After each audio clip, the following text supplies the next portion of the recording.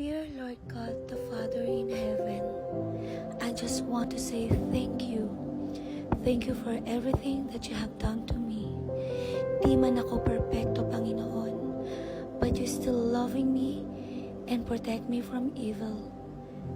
I'm so blessed to have you, Lord.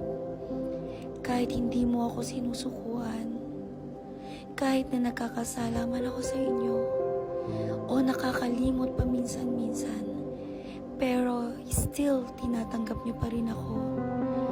Lalo na pag dumadaan ang problema sa akin ngayon.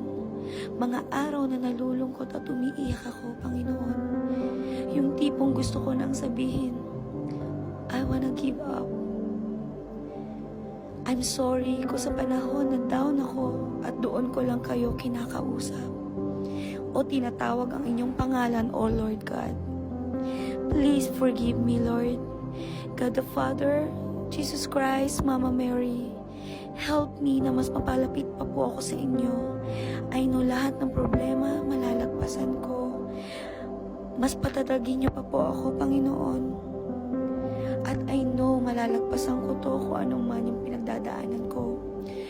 Thank you and forgive me. Mahal ko po kayo. In Jesus' name,